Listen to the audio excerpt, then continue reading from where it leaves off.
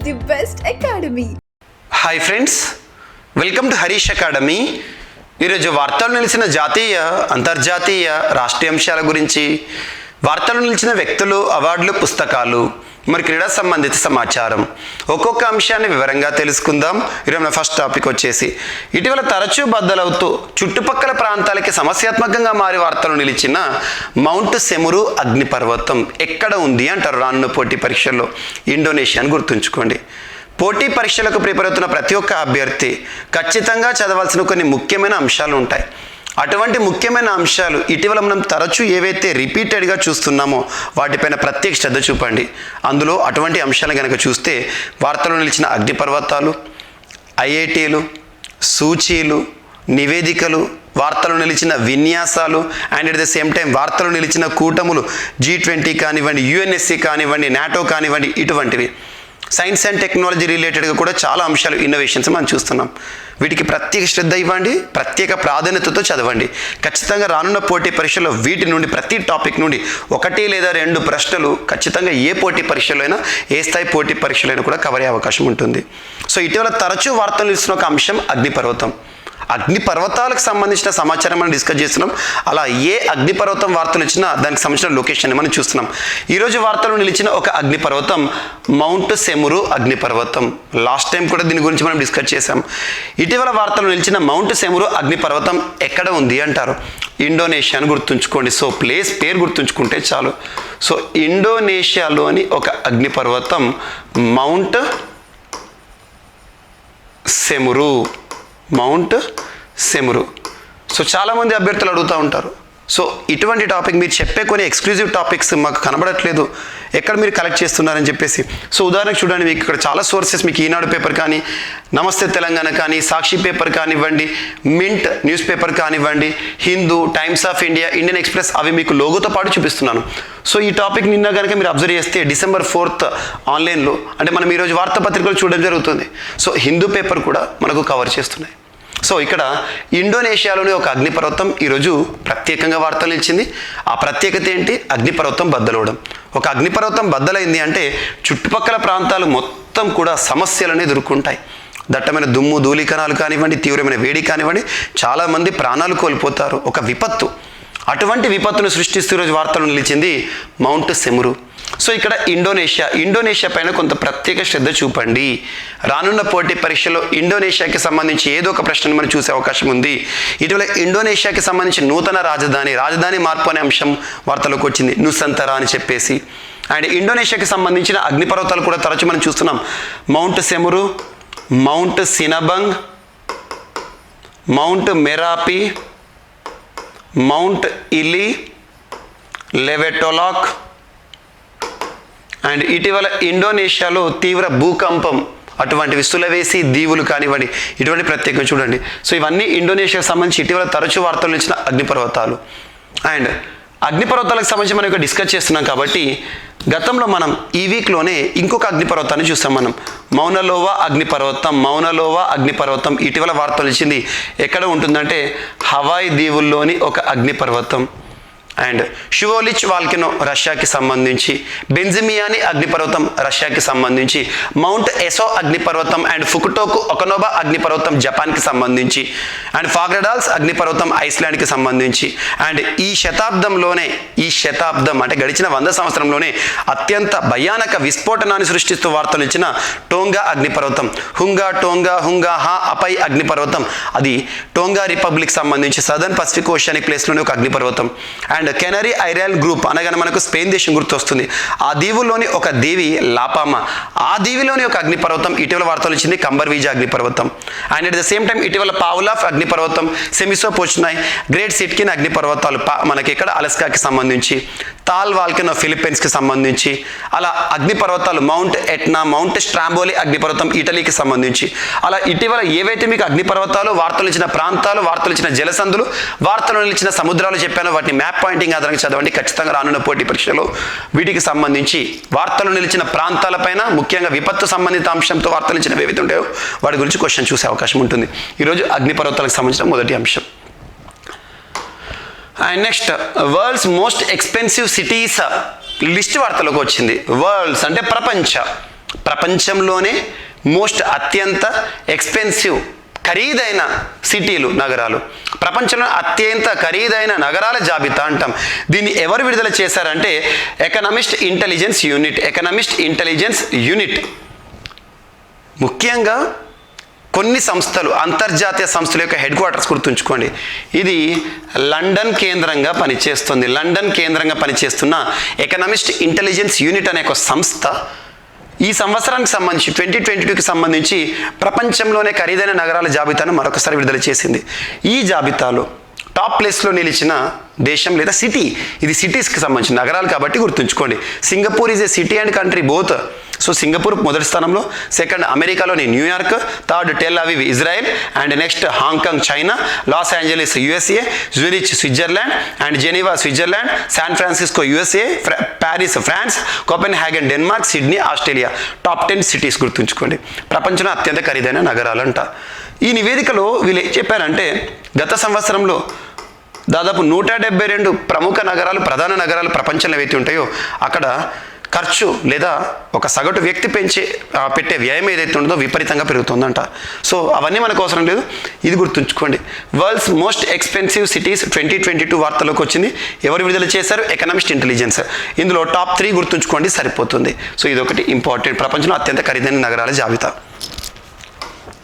And next ఈరోజు supreme court verdict వార్తలోకి వచ్చింది. Supreme court అంటున్నాను, ఒక రాష్ట్ర అత్యున్నత న్యాయస్థానం హైకోర్టు, మద్రాస్ హైకోర్టు కొన్ని ఆర్డర్స్ని, ఉత్తర్వులను విడుదల చేసి ఒక తీర్పు ఇచ్చింది. మద్రాస్ హైకోర్టు సంబంధించి ఒక చరిత్ర చూద్దాం. ఇండియన్ కౌన్సిల్స్ యాక్ట్ మనకి కోర్టులకి సంబంధించి ప్రత్యేకంగా ఉంటాయి. అవన్నీ పక్కన పెట్టేస్తే బ్రిటిష్ ప్రభుత్వం 1861 సంవత్సరంలో ఇండియన్ హైకోర్ట్స్ యాక్ట్ అని ఒక చట్టాన్ని తీసుకొచ్చింది. Indian high courts act 1861. ఆ చట్టం ఆధారంగా భారతదేశంలో మొదటిసారి 3 హైకోర్టులు ఏర్పడ్డాయి.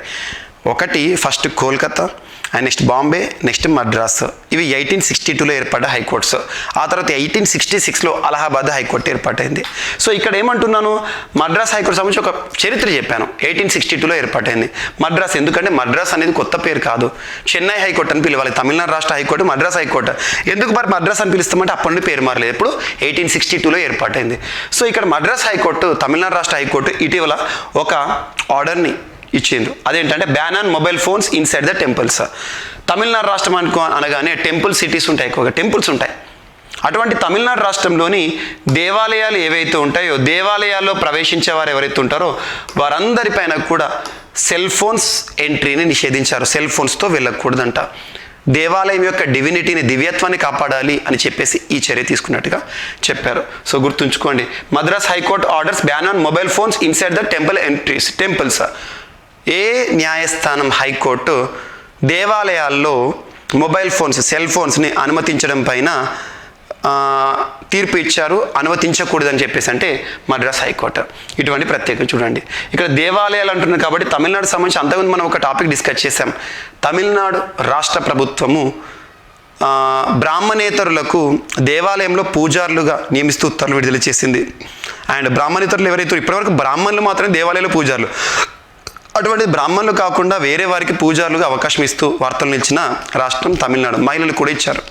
అండ్ ఇటీవల తమిళనాడు రాష్ట్రం తరచూ వార్తలకు వస్తుంది. వాటికి సంబంధించుకొని ఇంపార్టెంట్ టాపిక్ చూడండి.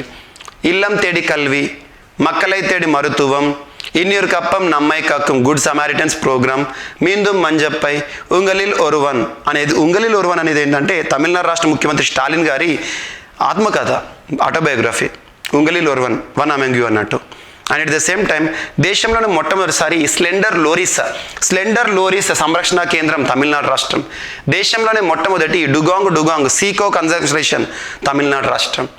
అండ్ మెరైన్ ఎలైట్ టాస్క్ ఫోర్స్ని ఏర్పాటు చేసిన రాష్ట్రం తమిళనాడు రాష్ట్రం. And article 42 right to SIT అనే అంశంతో వార్తలు ఇచ్చింది తమిళనాడు రాష్ట్రం. అలా తమిళనాడు రాష్ట్రానికి సంబంధించి ఇటీవల కాలం మనం డిస్కస్ చేసిన అంశాలను లింక్ చేస్తూ చూడండి. అండ్ నెక్స్ట్ మెడిసిన్ లేదా డ్రగ్స్. దాదాపు 300 రకాల డ్రగ్స్ పైన ప్రత్యేకంగా బార్ కోడ్ని ప్రారంభిస్తున్నట్టుగా చెప్పడం జరిగింది భారత ప్రభుత్వం. బార్కోడ్, మనం బార్కోడ్ ఏదైతే ఉందో స్కాన్ చేస్తూ ఉంటాం. ఇక్కడ ఏంటంటే నకిలీ మందులకు అడ్డుకట్ట వేయడానికి ప్రస్తుతం చాలా వరకు కూడా నకిలీ మందులు, మెడిసిన్స్ ఏవైతే ఉంటాయో అవన్నీ కల్తీవి తయారైనాయి, నకిలీ తయారైనాయి. వాటికి అడ్డుకట్ట వేయడానికి ఈ చర్య తీసుకుంటున్నట్టుగా భారత ప్రభుత్వం చెప్పింది. దాదాపు 300 డ్రగ్ ఫార్ములేషన్ అంటే ఒక మెడిసిన్. ఉదాహరణకి మనకు జ్వరం వచ్చిందనుకోండి, యాంటీబయాటిక్ వేసుకుంటాం, డోలో 650 అని, అదొక ఫార్ములేషన్. అటువంటివి దాదాపు 300 డ్రగ్ ఫార్ములేషన్. డ్రగ్ అంటే మనం తీసుకునే medicine, active pharmaceutical ingredient, APA అంటాం, యాక్టివ్ ఫార్మాస్యూటికల్ ఇంగ్రీడియంట్ ఫార్ములేషన్స్ ఏవైతే ఉంటాయో వాటిపైన ఈ చర్య. బార్కోడ్, ఇప్పుడు మనం తీసుకునే టాబ్లెట్స్, సిరప్ ఏవైతే ఉంటాయో వాటిపైన ఖచ్చితంగా బార్కోడ్ ఉంటుందంట. ఎప్పటి నుండి ఉంటుందంట? 2023 ఆగస్టు 1 నుండి అమలుకి తెస్తారంట భారత ప్రభుత్వం తీసుకున్న నిర్ణయం. అండ్ ఆ బార్కోడ్లో దీన్ని స్కాన్ చేస్తే ఏమేమి ఇన్ఫర్మేషన్ ఉంటుంది ఇందులో అంటే మ్యానుఫ్యాక్చరింగ్ లైసెన్స్, అంటే ఏ సంస్థ తయారు చేసింది, ఆ సంస్థకి సంబంధించిన లైసెన్స్, అడ్రస్ అంటే ఆ సంస్థ యొక్క అడ్రస్, ఫార్మా కంపెనీ యొక్క అడ్రస్, డేట్, ఎప్పుడు తయారు చేస్తారు ఆ మెడిసిన్ని, బ్యాచ్ నెంబర్, ఏ బ్యాచ్ వారు తయారు చేశారు, and generic drug name. Generic drug అంటే అందులో వాడే మెడిసిన్ అంటే active pharmaceutical ingredient, and company name, and at the same time expiry date, ఎప్పటి వరకు ఆ డ్రగ్ అనేది ఎక్స్పైరీ డేట్గా ఉంటుంది. ఇవన్నిటితో కూడిన బార్ కోడ్ని 2023 ఆగస్టు 1వ తేదీ నుండి ప్రారంభిస్తున్నాం. దాదాపు 300 డ్రగ్ ఫార్ములేషన్స్ అని చెప్పేసి భారత ప్రభుత్వం చేసిన ఒక ప్రకటన. అండ్ నెక్స్ట్ ఎర్ర ఇసుక దిబ్బలు అంటాం, కోస్టల్ రెడ్ శాండ్ డ్యూన్స్ అంటాం, కోస్టల్ రెడ్ శాండ్ డ్యూన్స్, ఎర్ర మట్టి దిబ్బలు అంటాం, ఎర్ర మట్టి దిబ్బలు లేదా ఇసుక దిబ్బలు. ఈ ఎర్రమట్టి దిబ్బలు అనగానే భారతదేశంలోని ఒక రాష్ట్రం గుర్తుకు రావాలి, అదే ఆంధ్రప్రదేశ్. ఆంధ్రప్రదేశ్ రాష్ట్రంలోని కోస్టల్ వైజాగ్ సిటీ ఏదైతే ఉందో అక్కడ మనకు ఈ ఎర్రమట్టి దిబ్బలు ఎక్కువగా ఫేమస్. వీటిని ప్రొటెక్ట్ చేయండి, మన చరిత్ర, మన సంస్కృతికి చిహ్నం, ఇది ఇప్పుడు ఏర్పడే కాదు అని చెప్పేసి శాస్త్రవేత్తలు ఇటీవల ఆంధ్రప్రదేశ్ రాష్ట్ర ప్రభుత్వాన్ని ఎర్ర మట్టి దిబ్బల సంరక్షణ చర్యలను తీసుకోండి అని చెప్పేసి ప్రత్యేకంగా సిఫార్సులు చేశారు. ముఖ్యంగా జాగ్రఫీ శాస్త్రవేత్తలు ఎవరైతే ఉంటారో వాళ్ళు. సో గుర్తుంచుకోండి, ఎర్రమట్టి దిబ్బల సంరక్షణకు సంబంధించి ఆంధ్రప్రదేశ్ రాష్ట్రం వార్తల్లోకి వచ్చింది. ఈరోజు ఆంధ్రప్రదేశ్ రాష్ట్రంలోని వైజాగ్ మరొక అంశంతో వార్తల్లోకి వచ్చింది. ప్రతి సంవత్సరం ఇండియన్ నేవీ డే మనం ఏ రోజున జరుపుకుంటాం? మనం December 4th Indian navy day, భారత నావికాదళ దినోత్సవం. నావికాదళ దినోత్సవానికి సంబంధించి ప్రత్యేక ఉత్సవాలు ఏవైతే ఉంటాయో ఆ సెలబ్రేషన్స్ అన్నీ కూడా ఎప్పుడు ఢిల్లీలోనే జరుగుతాయి. Indian navy day celebrations, annual celebrations అంటే నావికా దళం ప్రారంభమైన దినోత్సవం. కానీ మొదటిసారి ఆజాదీ కా అమృత్ మహోత్సవ్ పర్వదినం, మనం లాస్ట్ ఇయర్ అంతా ఆజాదీ కా అమృత్ మహోత్సవ్ ఇయర్ చూసాం మనం. సో ఇయర్ని గుర్తుంచుకొని కోస్టల్ స్టేట్, మనకి ఆంధ్రప్రదేశ్ రాష్ట్రం కోస్టల్ స్టేట్, కోస్టల్ తూర్పు తీరంలోని వైజాగ్ కోస్ట్ ఏదైతే ఉంటుందో ఆ వైజాగ్ కోస్ట్ వద్ద, ముఖ్యంగా వైజాగ్ సిటీలో భారత నావికాదళ లేదా నౌకాదళ ఉత్సవాలను నిన్నటి రోజున భారత రాష్ట్రపతి ద్రౌపది ముర్ము గారు అటెండ్ అయ్యారు. 4th, 5th ఈరోజు కూడా గుర్తుంచుకోండి. భారత నావికాదళ దినోత్సవాలు స్వతంత్ర భారతదేశంలో మొదటిసారి ఢిల్లీ కాకుండా వేరే ప్రాంతాల్లో జరిగినాయి. ఎక్కడ అంటారు? మన తెలుగు ప్రాంతం, మన ఆంధ్రప్రదేశ్ రాష్ట్రంలోని వైజాగ్. మొదటిసారి, ఎప్పుడైనా ఢిల్లీలో జరిగేవి మొదటిసారి జరిగిందంటే ఇంపార్టెన్స్ ఉంటుంది. ఏపీలో రానున్న ఎస్ఐ కానిస్టేబుల్ ఎగ్జామినేషన్ కానివ్వండి, గ్రూప్ 1 ఎగ్జామినేషన్ కానీ ఇటువంటి బిట్స్ అడగవచ్చు. And next, world bank to finance $250 million to Bangladesh for environment management. Environment, పర్యావరణం, మేనేజ్మెంట్, నిర్వహణ, పర్యావరణ పరిరక్షణ కోసం ప్రపంచ బ్యాంక్ బంగ్లాదేశ్ ప్రభుత్వానికి ఎన్ని మిలియన్ $లను విడుదల చేస్తుంది, ఫైనాన్స్ ఇస్తుంది అంటే $250 million. జస్ట్ గుర్తుంచుకోండి, ప్రపంచ బ్యాంకు రుణం, అందులోనూ పర్యావరణానికి సంబంధించి కాబట్టి ఇక్కడ మీకు ప్రత్యేకంగా బంగ్లాదేశ్ గురించి చెప్పాను. పర్యావరణానికి సంబంధించి ఏదైనా ఇంపార్టెంటే. ఇటీవల COP27 ఈజిప్ట్ వేదిక ముగిసింది. COP27 very very important. So ఇటువంటి పర్యావరణానికి సంబంధించి సంరక్షణ చర్యలు ఏది వార్తలు ఇచ్చినా చూడండి. And next, Vande Bharat express ప్రతిష్టాత్మకంగా మేక్ ఇన్ ఇండియాలో భాగంగా భారతదేశంలో తయారైన రైళ్లు వందే భారత్ ఎక్స్ప్రెస్లో. కానీ ఇటీవల దురదృష్టవశాత్తు యాక్సిడెంట్స్ జరుగుతున్నాయి. ఏం యాక్సిడెంట్స్? వందే భారత్ ట్రైన్ చాలా సూపర్ ఫాస్ట్. ఈ ట్రైన్ ప్రయాణిస్తున్నప్పుడు ఎదురుగా బర్రెలు కానివ్వండి, ఎడ్లు కానివ్వండి, లేదా జంతువులు ఏవైతే ఉంటాయో, కొన్ని ప్రాంతాల్లో పెద్ద పెద్ద జంతువులు కూడా ఢీకొనడం వల్ల అవి డ్యామేజ్ అవుతున్నాయి, అటు జంతువులు కూడా చచ్చిపోతున్నాయి. దీన్ని దృష్టిలో ఉంచుకొని దేశం మొదటిసారి వందే భారత్ ఎక్స్ప్రెస్కి సంబంధించి ఈ ట్రాక్ ఏదైతే ఉంటుందో ఆ ట్రాక్ వెంట ప్రత్యేకంగా కొద్ది దూరంలో ఫెన్సింగ్ వేస్తారట. అంటే మనకు అవుటర్ రింగ్ రోడ్స్ ఉంటాయి కదా, ఫెన్సింగ్స్ ఉంటాయి. ఎందుకంటే స్పీడ్గా వెళ్తాయి వెహికల్స్. అంత స్పీడ్గా వెళ్తున్నప్పుడు మనకి వెహికల్కి అడ్డంగా జంతువు వచ్చింది అనుకోండి, అది జంతువుకి ప్రమాదమే, మనకి ప్రమాదమే. సో ఇక్కడ వందే భారత్ ట్రైన్ ఏదైతే ఉంటుందో ప్రయాణిస్తున్న మార్గంలో ఫెన్సింగ్ అనే అంశంతో వెస్టర్న్ రైల్వే జోన్ పశ్చిమ మధ్య జోన్ వారు ప్రత్యేకంగా, వెస్టర్న్ రైల్వే పశ్చిమ మధ్య కాదు, పశ్చిమ రైల్వే జోన్ వారు ఈరోజు ప్రత్యేకంగా చెప్పారు. ముంబై అహ్మదాబాద్ ఈ రెండు ప్రాంతాలను కలిపే ట్రాక్ వందే భారత్ ట్రాక్ ఏదైతే ఉంటుందో దాదాపు 620 కిలోమీటర్ల పొడవున ఫెన్సింగ్ వేస్తారట. అంటే అందులోకి జంతువులు రావిగా. దీనికోసం ఎంత ఖర్చు చేస్తారట అంటే 264 crores. గుర్తుంచుకోండి, వందే భారత్ ఎక్స్ప్రెస్లో భాగంగా ఫెన్సింగ్ అనే అంశం ఏ రైల్వే వారు గుర్తుంచుకోండి. అండ్ నేషనల్ పార్క్కి సంబంధించి ఈరోజు కంగర్ వ్యాలీ నేషనల్ పార్క్ వార్తల్లోకి వచ్చింది. కంగర్ వ్యాలీ లేదా కంగర్ గటి నేషనల్ పార్క్. ఇది ఎక్కడ ఉంది అంటారు, వార్తలకు వచ్చింది కూడా డైరెక్ట్ అడుగుతారు. ఎక్కడ ఉంది అంటే బస్తర్ రీజన్ అంటే ఛత్తీస్గఢ్ రాష్ట్రంలోని ఒక నేషనల్ పార్క్. ఆ నేషనల్ పార్క్ యాక్చువల్గా కంగర్ అనేది ఒక నది పేరు, రివర్ పేరు. ఆ రివర్ ఆధారంగా పుట్టింది. ఆ రివర్ పరివాహక ప్రాంతాల్లో డెవలప్ అయిన ఒక national park Kanger Ghati national park. ఈరోజు ఎందుకు వార్తలోకి వచ్చిందంటే దాదాపు 200 బర్డ్ స్పీసీస్ని బర్డ్ వాచర్స్ ఐడెంటిఫై చేశారు. అంటే ఈ నేషనల్ పార్క్లో ఎక్కువగా పక్షులకి సంబంధించిన అంశం. So Kanger Ghati national park ఇటీవల 200 రకాల జీవజాతుల పక్షులు ఏవైతే ఉంటాయో వాటికి సంబంధించిన వార్తలోకి వచ్చింది. ఏ రాష్ట్రం అంటే Chhattisgarh. Very very important. So ముఖ్యంగా వార్తలు నిలిచిన టైగర్ రిజర్వ్స్ కానివ్వండి, వార్తలు నిలిచిన బయోస్ఫియర్స్ కానివ్వండి, అండ్ వార్తలు నిలిచిన న్యూ స్పెసీస్ కానివ్వండి, కొత్త జీవజాతులు ఏవి వార్తలకు వచ్చినా వాటిని ప్రత్యేకంగా చూడండి. ఎగ్జామినేషన్ పాయింట్ ఆఫ్ వ్యూలో ఖచ్చితంగా అడగడానికి ఆస్కారం ఉంటుంది. అండ్ నెక్స్ట్ ఈరోజు వార్తల్లో వ్యక్తుల విషయానికి వస్తే మొదటి వ్యక్తి రాజీవ్ లక్ష్మణ్ కరండికార్. రాజీవ్ లక్ష్మణ్ అని గుర్తుంచుకోండి. రాజీవ్ లక్ష్మణ్ గారు ఈరోజు నూతన చైర్పర్సన్గా ఏ సంస్థకి సంబంధించి అంటే నేషనల్ స్టాటిస్టికల్ కమిషన్కి నూతన చైర్పర్సన్గా వార్తలు ఇచ్చిన పర్సన్ ఎవరంటారు? నూతన చైర్పర్సన్, ఒక సంస్థ, జాతీయ సంస్థ, నేషనల్ స్టాటిస్టికల్ కమిషన్ నూతన చైర్పర్సన్ రాజీవ్ లక్ష్మణ్ గారు. అండ్ భారత సంతతి వ్యక్తికి order of the British umpire అనే ఒక అంశం వార్తలకు వచ్చింది. భారత సంతతికి చెందిన మోహన్ మాన్సిగాని బ్రిటిష్ రాజకుటుంబం నుంచి order of the British umpire పురస్కారం అందుకున్నారు. ఉత్తర లండన్కు చెందిన మోహన్ సెయింట్ జాన్ అంబులెన్స్ చారిటీకి ట్రస్టీగా వ్యవహరిస్తున్నారు. సంస్థలో ఆయన సేవలకు గుర్తింపుగా గత ఏడాది బ్రిటన్ రాణి ఎలిజబెత్ II జన్మదిన వేడుకల్లో ఆయనకు ఈ అవార్డు ప్రకటించారు. తాజాగా ఎలిజబెత్ కుమార్తె ప్రిన్సెస్ అనే చేతుల మీదుగా దీన్ని అందుకున్నారు. చార్టెడ్ అకౌంటెంట్ అయిన మోహన్ క్యాజువల్ డైనింగ్ గ్రూప్లో క్రియేటివ్ ఫైనాన్స్ డైరెక్టర్గా సేవలు అందించారు. అనంతరం తన వ్యాపారాలను విక్రయించి స్వచ్ఛంద సంస్థల్లో సేవలు అందిస్తున్నారు. సో గుర్తుంచుకోండి, భారత సంతతి వ్యక్తికి order of the British umpire ప్రతిష్టాత్మక పురస్కారం. అండ్ నెక్స్ట్ అలనాటి అందాల తార ఒడియాకి సంబంధించి ఒరిస్సా రాష్ట్రానికి సంబంధించిన చలనచిత్ర రంగంలో తనకంటూ ప్రత్యేక గుర్తింపు పొందిన ఒడిశా రాష్ట్ర ప్రభుత్వం ప్రతిష్టాత్మకంగా ఇచ్చే ఒక పురస్కారం జయదేవ్ పురస్కార గ్రహీత. తను ఇటీవల మరణిస్తూ వార్తలకు వచ్చారు. సో తన మరణానికి సంబంధించి భారత రాష్ట్రపతి ద్రౌపది ముర్ము గారు, ఒరిస్సా, తను ద్రౌపది ముర్ము గారి రాష్ట్రం, స్వరాష్ట్రం. సో తన మరణానికి సంబంధించి సంతాపాన్ని వ్యక్తం చేశారు. సో తన పైన క్వశ్చన్ రావచ్చు. వెటరన్ యాక్ట్రెస్ సో జరానా దాస్, గుర్తుంచుకోండి తన పేరు జరానా దాస్ గారు ఇటీవల మరణిస్తూ వార్తలు ఇచ్చారు. ఏ రంగంలో తనకంటే ప్రత్యేక గుర్తింపు అంటే చలనచిత్ర రంగం. ఏ భాష అంటే ఒడియా భాష. ఏ రాష్ట్రం అంటే ఒడిషా రాష్ట్రం. తనకు సంబంధించిన ప్రత్యేకం జయదేవ్ పురస్కార గ్రహీత. ఒడిషా రాష్ట్ర ప్రభుత్వం ప్రతిష్టాత్మక ఇచ్చే పురస్కారం.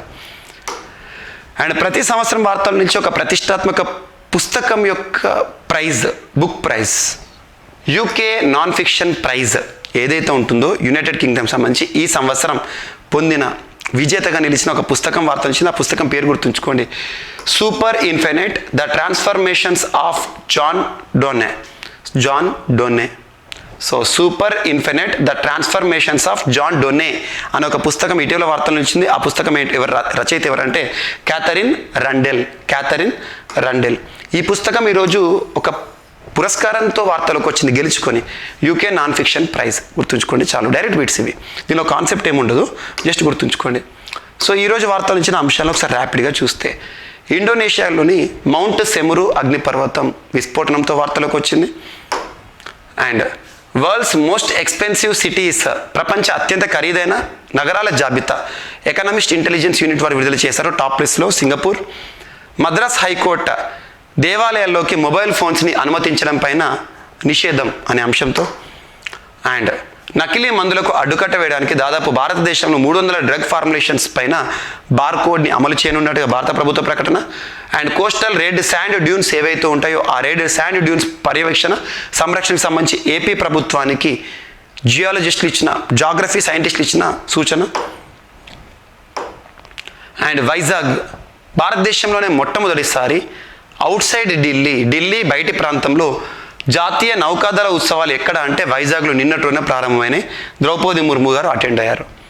అండ్ వరల్డ్ బ్యాంక్ బంగ్లాదేశ్లో పర్యావరణ సంరక్షణ కార్యక్రమాల కోసం నిర్వహణ కార్యక్రమాల కోసం $250 మిలియన్ నిధులు. అండ్ వెస్టర్న్ రైల్వే జోన్ 620 కిలోమీటర్ల పొడవున ఫెన్సింగ్ వందే భారత్ రైళ్లను సంరక్షించడానికి. అండ్ వార్తలో నిలిచిన కంగర్ ఘటి నేషనల్ పార్క్ ఛత్తీస్గఢ్లోని పార్క్. అండ్ రాజీవ్ లక్ష్మణ్ గారు నేషనల్ స్టాటిస్టికల్ కమిషన్కి నూతన చైర్పర్సన్గా నియమితులు. అండ్ భారత సంతతి వ్యక్తికి order of the British empire. And అలనాటి అందాల నటి జరానా దాస్ గారు మరణిస్తూ వార్తలు ఇచ్చారు Odia. And UK non fiction prize పురస్కార గ్రహీతగా super infinite the transformations of John Donne అనే ఒక పుస్తకం ఈరోజు ప్రత్యేకంగా వార్తలోకి వచ్చింది. సో ఇవి ఈరోజు వార్తలో నిలిచిన అంశాలు. మిస్లేనియస్ అంశాలు ఏమైనా మిగిలిపోతే మాత్రం రేపటి క్లాస్లో జోడించి మళ్ళీ నేర్చుకుందాం. రేపు కలుద్దాం. Thank you.